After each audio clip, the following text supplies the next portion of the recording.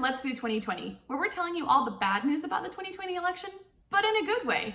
In the dystopian nightmare known as This Week, President Trump nominated conservative judge and Stepford wife Amy Coney Barrett to the Supreme Court.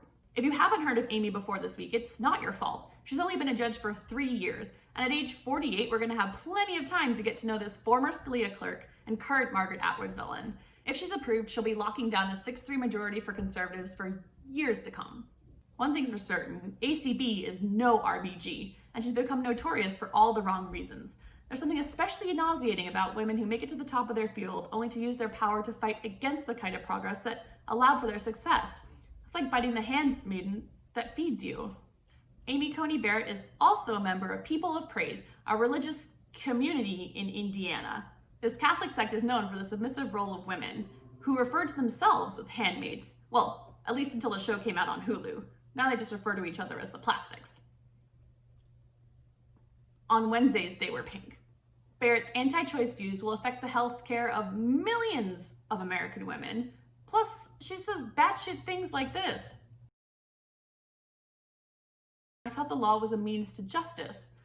But after this year, I guess justice feels like it's as dead as handshaking in buffets. If you think it's totally hypocritical that Mitch McConnell wouldn't even give Obama's nominee a vote 9 months before the election, you're not alone. Here's someone else who thinks it's a terrible idea to move forward with a nominee this close to election. The next justice could fundamentally alter the direction of the Supreme Court. So, of course, the American people should have a say. Thought elephants were never supposed to forget. Sadly, it looks like McConnell will have the votes to confirm her, but as Trump likes to say, we'll see what happens. We'll see what happens. We'll see what happens. We'll see what happens. We'll see how it goes, and we'll see what happens. This week, the president repeatedly admitted that the only election results he'll accept are the ones if he wins. He told a crowd of supporters this again Friday night in Virginia, saying that if he loses in November, we're not going to stand for this. I'm not sure if that's as much of a threat as it is an admission that a majority of his supporters prefer sitting on their jazzies. And if you think all of that's a lot, buckle up, because Tuesday night is the first presidential debate. Here with more is Joe Biden's very own debate coach, CJ Logan. Thanks for being here, CJ.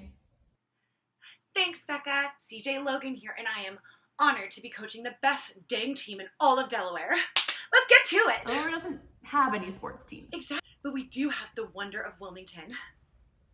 Joe Biden! Okay, how have you and Joe been getting ready for the debates? It's been a steady regimen of tongue twisters, standing up straight for 2 hours at a time, and me shouting incoherent conspiracy theories while Joe has to stand there and not say, "Come on, man." Oh, good one.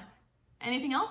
Oh, one of the most important drills is that when I yell really nasty insult at Joe's dog Major for 20 minutes, and Joe just has to stand there and take it.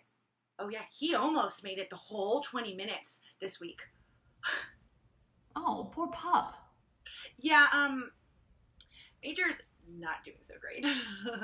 So what's your game plan for Tuesday? So after we warm up, we do a quick exercise to get his feet moving, and then we start at a calm, steady pace, making sure that he is focusing on his breathing. And when it gets to the point that he's really feeling the burn, check yourself, because middle America is not ready for that. Oh, and remember, plenty of liquids. What else should we watch for on debate day? Oh, we're expecting our opponent to come up with some strong offensive maneuvers in more ways than one. But defense, has always been our boys' strong suit. And everyone knows a defensive game wins. And votes? Seems risky. We have been training for this moment for years. For years and years and years and years. And we are finally going to show America how to get fit and exciting. And Joe, it's time to battle, team. Let's go! Well, awesome. It's great to see someone so riled up for Team Joe. I'm just hoping to book Kamala in 2024. CJ Logan, everyone. Well, that's all the time we've got. Until next week, I'll be debating which Margaret Atwood character I identify with most. See you next week. And what he is saying over and over again is, quote, the only way that we, i.e. Trump, can lose the election is if it is rigged. So we cannot lose this election. And obviously, we're not leaving office.